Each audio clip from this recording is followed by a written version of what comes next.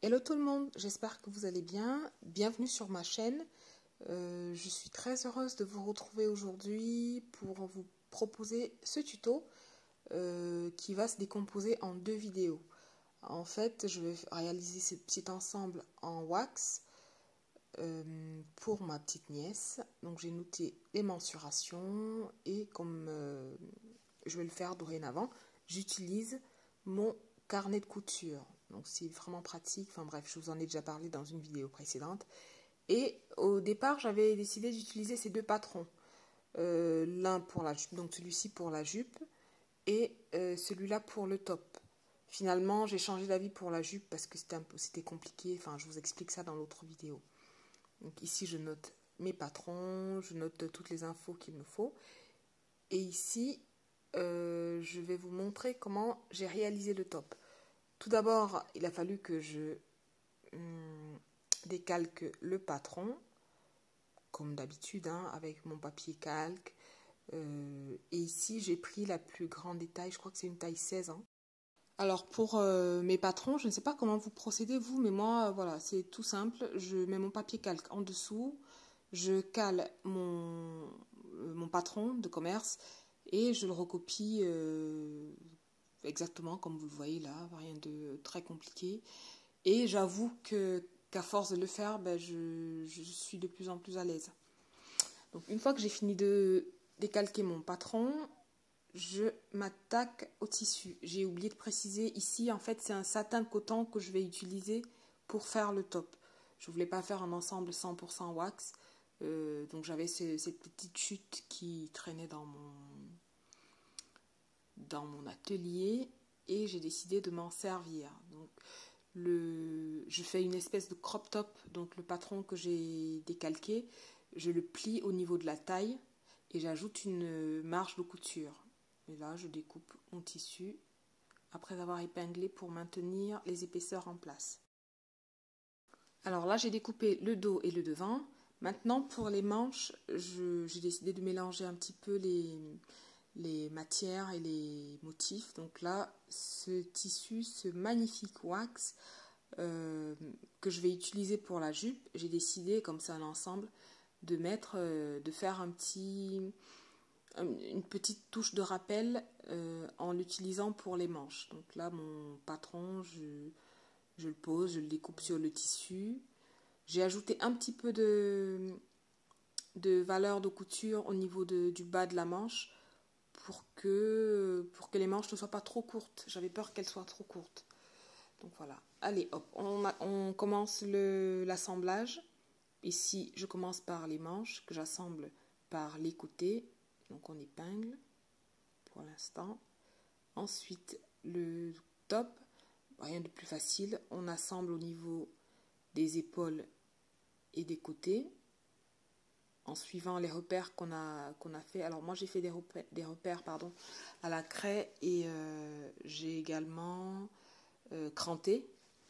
Donc là j'assemble en suivant ces repères, enfin du moins j'épingle pour l'instant avant de passer à la machine.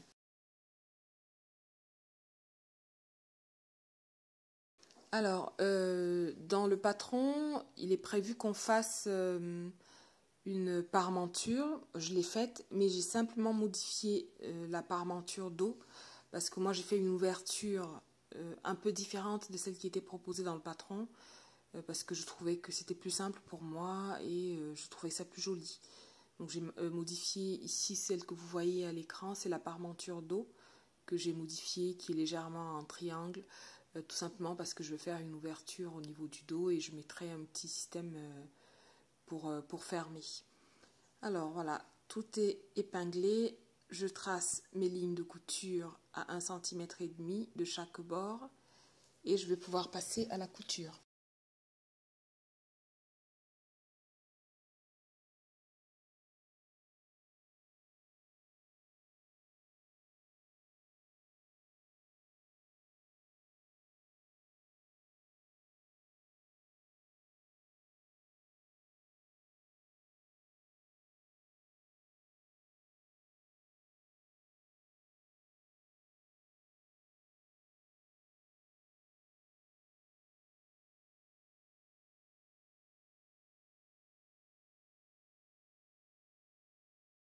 Ensuite, j'ouvre toutes les coutures au fer à repasser.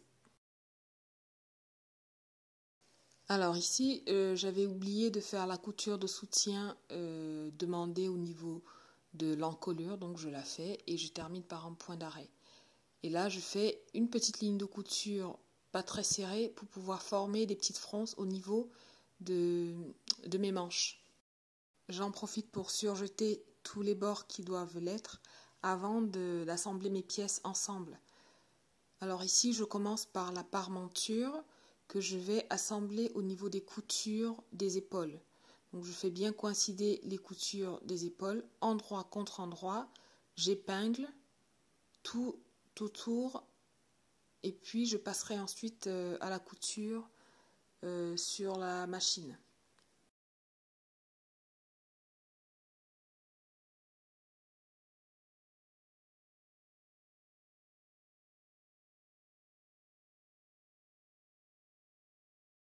Après la parmenture, c'est autour des manches qu'on va assembler endroit contre endroit en faisant glisser la manche comme je le fais là et je commence par épingler les coutures des épaules ensemble, puis celles de dessous de bras ensemble avant de former mes fronces grâce à la couture que j'ai faite précédemment. Je forme des petites fronces au niveau du haut de l'épaule en fait.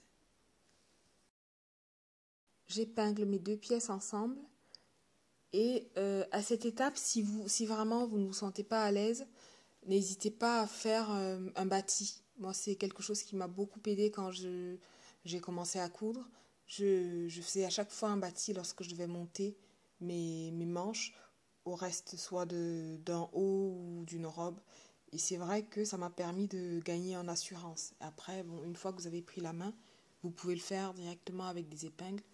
Et bon, l'essentiel étant que tout se passe bien.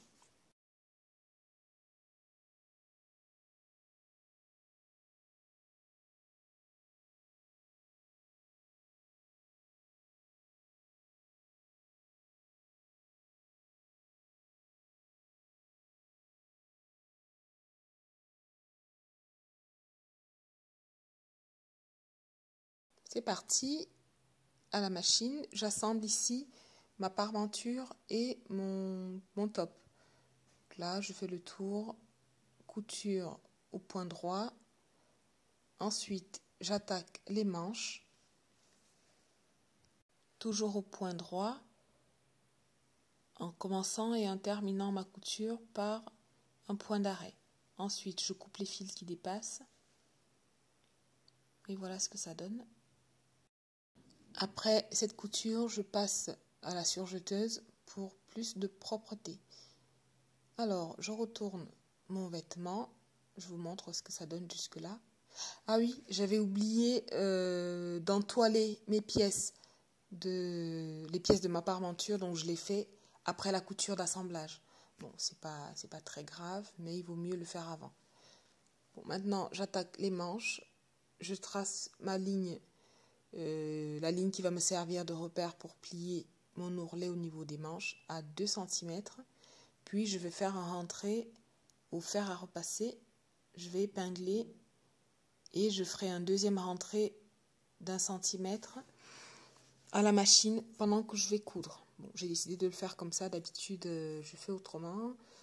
Et j'avoue que j'ai un petit peu galéré quand même. J'aurais mieux fait d'épingler et de le faire proprement comme je le fais d'habitude. J'ai voulu tester, finalement, ça n'allait pas. Du moins, je n'étais pas totalement à l'aise, donc je ne le ferai plus. Ensuite, je vais préparer l'ouverture que j'ai prévu de faire dans le dos en traçant 2 lignes de 14 cm de long et séparées par 0,5 cm d'intervalle. Ensuite, je prépare l'ourlet de mon top, sachant qu'au départ, c'est comme ça que je voulais faire l'ourlet, c'est-à-dire juste 2 rentrées d'1 centimètre, couture au point droit, et c'était terminé. Après, j'ai changé d'avis, vous allez voir dans la suite de la vidéo. Donc là, je fais mon rentrée grâce au fer à repasser, et puis je vais coudre au point droit à la machine.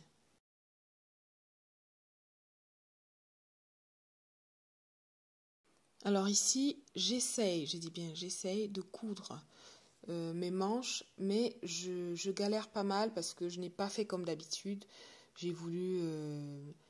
en fait, j'ai cru que j'étais déjà une experte, donc j'ai pas correctement préparé mon travail, et donc là, je galère un petit peu. C'est un peu archaïque, mais bon, à la fin, ça se termine bien. Donc voilà, je le ferai plus. Enfin, la preuve, la deuxième manche, je l'ai pas fait pareil, hein. J'ai repassé, j'ai épinglé, j'ai tout fait proprement. Pour l'ourlet, j'ai procédé de la même manière. J'ai fait un deuxième rentrée d'1 centimètre et j'ai cousu au point droit. Donc ici, c'est pareil. Je n'ai pas correctement préparé mon travail, du moins pas comme je le fais d'habitude. Donc c'était un peu plus compliqué, mais bon, rien d'insurmontable. Cela dit, je préfère quand même le préparer correctement, repasser, épingler, comme ça la couture se passe facilement. Alors maintenant, je vais m'attaquer à l'ouverture que j'ai prévu de faire dans le dos. Je vais coudre le long des traits que j'ai précédemment tracés, tout simplement. Et au niveau du bas, je vais diminuer la largeur du point. Alors, diminuer la largeur du point lorsque vous cousez soit une encolure en V ou avec un rond ou un carré très serré, de pouvoir bien faire les angles et d'avoir un rendu plus net sans apercevoir les fils. Voilà, une fois que j'ai fini ma couture, je vais dégarnir, donc diminuer les valeurs de couture tout autour de l'encolure. Mais du coup ici j'ai diminué la partie sur laquelle j'avais fait la piqûre de soutien. Bon, alors je ne sais pas trop à quoi ça sert parce que dans le patron il était précisé qu'il fallait dégarnir, donc je sais pas. Bref, je dégarnis pour pouvoir bien retourner, avoir un rendu propre, et je vais essayer de retourner ma parmenture et avoir le rendu le plus net possible au niveau des angles. Je n'hésite pas à recouper les marges de couture pour avoir un rendu plus lisse.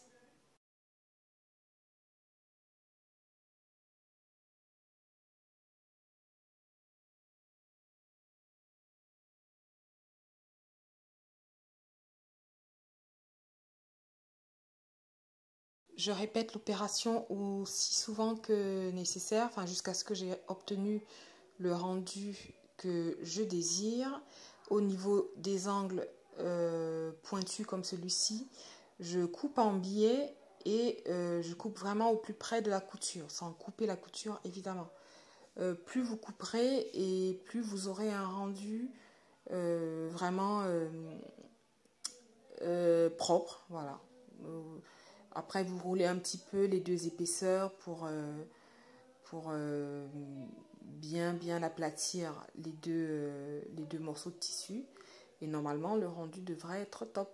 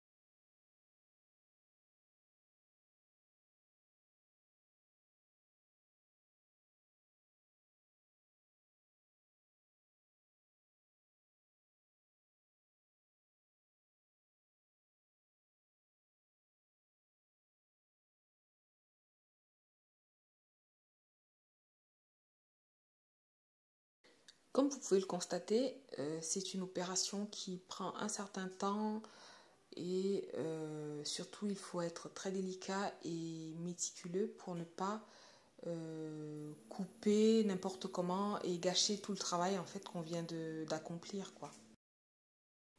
Alors maintenant je vais sous-piquer ma parmenture, c'est-à-dire que je vais faire un point droit tout autour, du moins là où c'est possible, parce que c'est pas toujours possible de le faire partout. Donc je vais faire un point droit en assemblant la marge de couture qui reste, du moins le peu qui reste, et la parmenture. Et la couture n'est pas visible de l'extérieur. Donc une fois que c'est fini, je vais poser mes petites agrafes à la main pour permettre la fermeture dans le dos. Donc c'est le système que moi j'ai choisi dans le patron. Il y a une autre option, je ne sais plus ce que c'est, je crois que c'est de poser un bouton. Mais moi je ne voulais pas poser de bouton. Alors j'ai finalement décidé d'ajouter cette petite bande au niveau de l'ourlet de mon top, parce que je trouvais que ça faisait c'était plus sympa.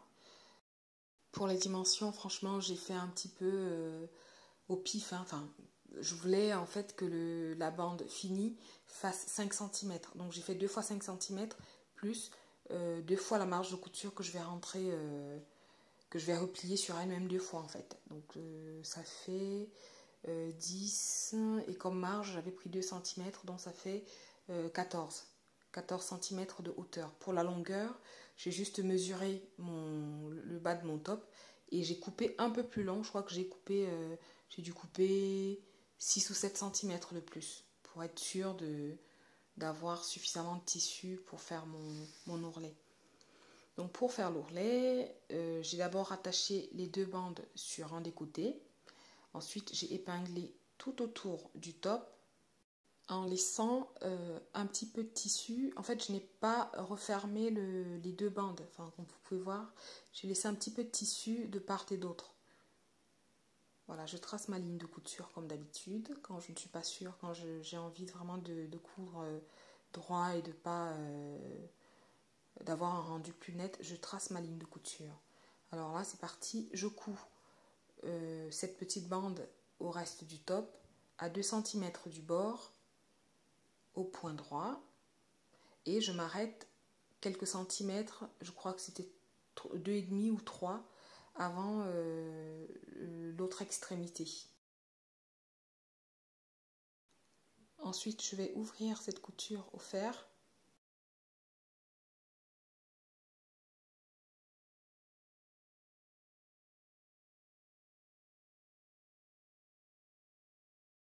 Ensuite, je vais tracer à 2 cm du bas la ligne de pliure, donc la ligne sur laquelle je vais plier mon ourlet. Donc je la trace ici à 2 cm et je vais faire un rentré au fer à repasser plus tard. Ensuite, je vais marquer sur mes 2 pièces l'endroit exact où la couture du côté va se faire. Et ensuite, à cette marque, je vais ajouter 1,5 cm de valeur de couture.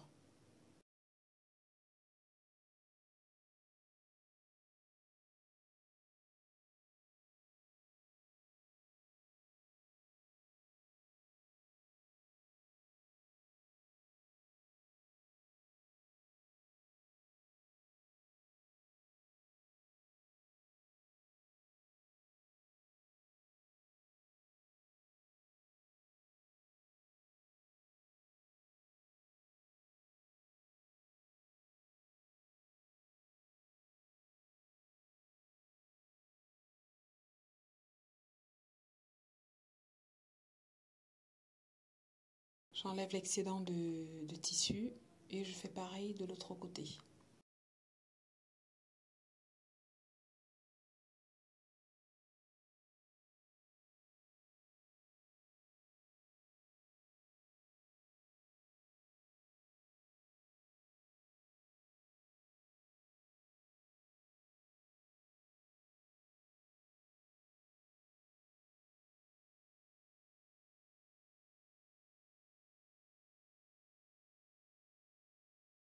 Je vérifie que ça tombe bien, puis je vais assembler les 2 morceaux de tissu bord à bord, puis je ferai le reste de l'ourlet.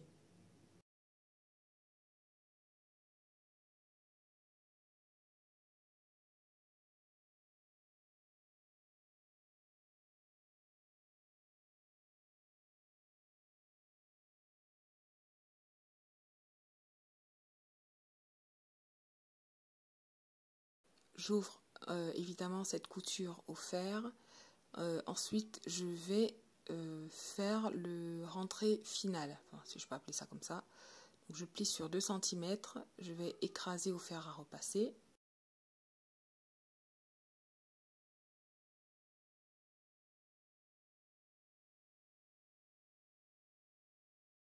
Et là, je vais refermer mon ourlet en le pliant à 5 cm du bord pour avoir le rendu final. Donc je referme comme ça sur lui-même, de manière également à couvrir la couture que j'ai faite précédemment, donc la couture d'assemblage du top et de la bordure. Donc je vais plier comme ça et je vais épingler tout le long, après avoir repassé évidemment pour que le rendu soit plus propre. Je repasse, j'épingle tout le long, puis je vais coudre et je vais tester une méthode que je n'avais jamais testée auparavant. C'est pas évident, mais bon, je trouve que je m'en suis pas mal sortie. En fait, ça consiste à coudre au niveau du sillon. Alors, j'espère que vous comprendrez, mais bon, si vous avez besoin davantage d'explications, je me ferai une joie comme d'habitude de vous répondre. Mais bon, voilà, c'est vrai que le rendu n'est pas mal. Voilà, vous cousez tout le long et ça fait une couture cachée en fait. Et voilà, c'est fini. Et comme je vous ai dit en début de vidéo, ce tuto se compose de 2 vidéos et la deuxième, je vais vous la mettre à la suite. C'est le tuto concernant la jupe. Je vous dis à bientôt sur ma chaîne. Merci pour tout ce petit monde qui s'abonne. Merci pour vos commentaires, merci pour vos encouragements. Je vous dis à très bientôt pour de nouveaux projets topissimes. Abonnez-vous.